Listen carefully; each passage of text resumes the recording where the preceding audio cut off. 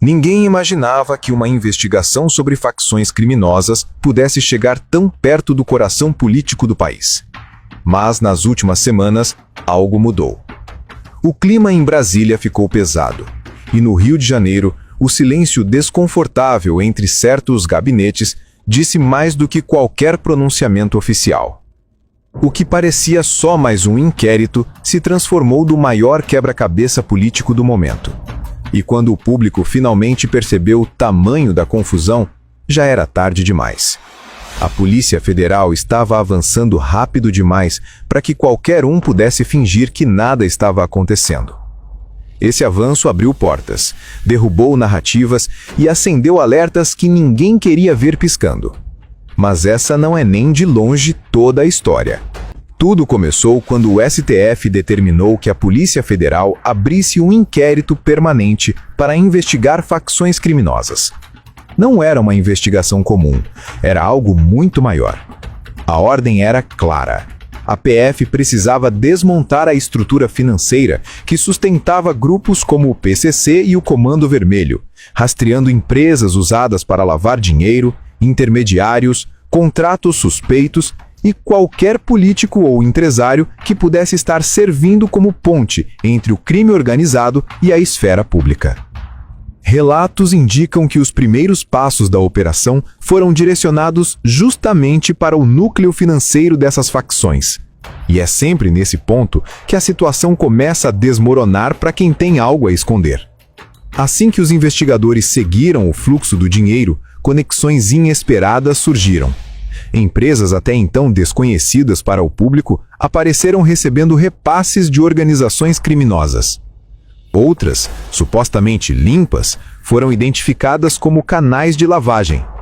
E dentro desse emaranhado, nomes que teoricamente jamais deveriam cruzar com esse universo começaram a aparecer em mensagens, relatórios e transações compatíveis com movimentações irregulares. Enquanto isso, nos bastidores de Brasília, um comportamento estranho chamava a atenção. Projetos surgiram no Congresso tentando justamente limitar o alcance da PF. Alguns proibindo certas operações, outros dificultando o confisco de bens das facções ou tornando quase impossível bloquear patrimônios usados para lavagem de dinheiro. Houve recuo público depois da repercussão negativa, mas o simples fato de essas propostas existirem levantou suspeitas sobre quem realmente tinha interesse em barrar a investigação. A combinação era explosiva. Um inquérito permanente avançando, figuras influentes tentando conter danos e uma série de coincidências demais para serem ignoradas. A cada documento analisado, a cada conversa recuperada, a sensação dentro da PF era a mesma. Havia algo muito maior por trás da superfície, algo que envolvia gente com influência suficiente para alterar policiamento em comunidades, proteger aliados de exoneração e até tentar mudar leis para travar investigações.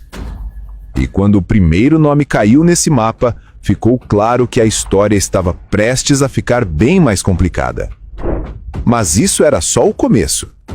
O primeiro nome que entrou no centro das atenções foi o de Ciro Nogueira, líder de um dos partidos mais influentes no Congresso e figura-chave nas articulações de Brasília. Quando a investigação financeira avançou, a PF encontrou indícios de que uma empresa utilizada pelo PCC para lavar dinheiro vinha fazendo repasses para uma empresa ligada ao grupo político dele. Não era pouca coisa. Esse tipo de coincidência simplesmente não passa despercebido. E foi aí que tudo começou a ficar ainda mais estranho. Relatórios apontaram que um aliado próximo de Ciro havia viajado com integrantes do Comando Vermelho e do PCC, algo que, no mínimo, acendeu um alerta. A situação ficou mais tensa quando uma delação mencionou que dinheiro teria sido entregue diretamente a Ciro. Mas como a própria PF reforça, delações precisam ser verificadas. Falar não é provar. E isso vale para todos, tanto para quem acusa quanto para quem é acusado. Apesar disso, a pergunta continuava no ar. Por que repasses vindos de uma estrutura ligada ao crime organizado estavam chegando justamente a uma empresa associada a um dos políticos mais influentes do país? Seria coincidência? Um erro contábil? Uma relação indireta? Ou havia algo mais profundo? A PF, consciente de que delações podem ser frágeis, não pediu prisão nem buscou medidas extremas, mas intensificou a busca por provas materiais. Enquanto isso, a investigação revelou outro ponto sensível. A suspeita de pagamentos não era um caso isolado, mas sim parte de um padrão maior que estava começando a se desenhar. E dentro da própria corporação, a sensação era clara. O primeiro dominó tinha caído.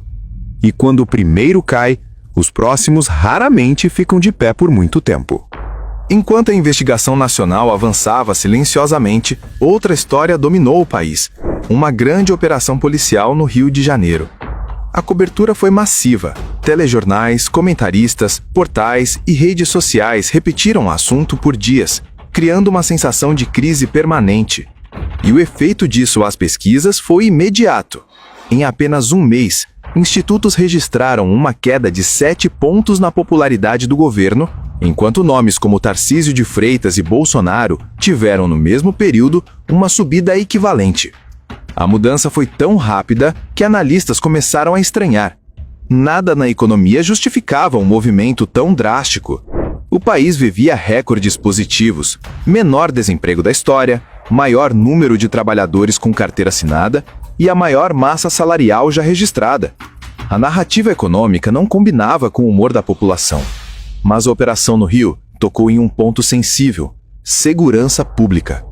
E isso sempre mexe com o imaginário coletivo.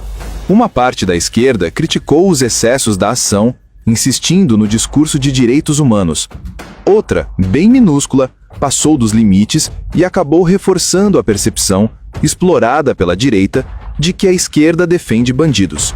Do outro lado, influenciadores e políticos conservadores aproveitaram o momento para construir uma narrativa que associava qualquer crítica à operação à conivência com o crime. Essa disputa criou um ambiente emocional que obscureceu completamente o que estava acontecendo nos bastidores. Enquanto os setores da população discutiam se a operação foi ou não legítima, ninguém percebeu que investigações muito mais graves estavam avançando em silêncio. E o mais curioso é que a operação, apesar da repercussão gigante, não alcançou seus objetivos principais. Não prendeu os líderes pretendidos, não tomou territórios e ainda resultou na morte de policiais e inocentes. Detalhes que parte da imprensa simplesmente não destacou. Mas essa era apenas a superfície. A virada real ainda estava por vir, e ela seria muito mais explosiva. No Rio de Janeiro, uma descoberta começou a circular pelos setores mais sensíveis da investigação. Mensagens trocadas entre um político influente do Estado e um integrante do Comando Vermelho. A princípio, parecia improvável, até inverossímil, que alguém próximo ao poder pudesse manter esse tipo de diálogo. Mas o conteúdo mudou completamente a percepção da PF. Segundo as mensagens, o criminoso pedia algo muito específico: alterar o policiamento de uma comunidade para impedir a entrada do BOPE, substituindo a tropa de elite pela polícia comum. O motivo também aparecia nas conversas. Para traficantes armados com fuzis, enfrentar policiais com pistolas era quase um negócio vantajoso. E a parte mais alarmante, relatos indicam que o pedido foi aceito. Só que não parou aí. As mensagens sugerem que o mesmo político teria feito a ponte para um encontro cara a cara entre o integrante do Comando Vermelho e um secretário do governo estadual. Um encontro que, segundo as fontes consultadas pela imprensa, realmente aconteceu e que depois foi admitido, ainda que de forma vaga, pelo próprio secretário, que disse não lembrar, mas também não negou. Já o integrante do Comando Vermelho afirmou que o encontro ocorreu. Esse secretário, porém, tinha uma peculiaridade. Ele não foi afastado do cargo apesar das acusações e do vazamento das mensagens.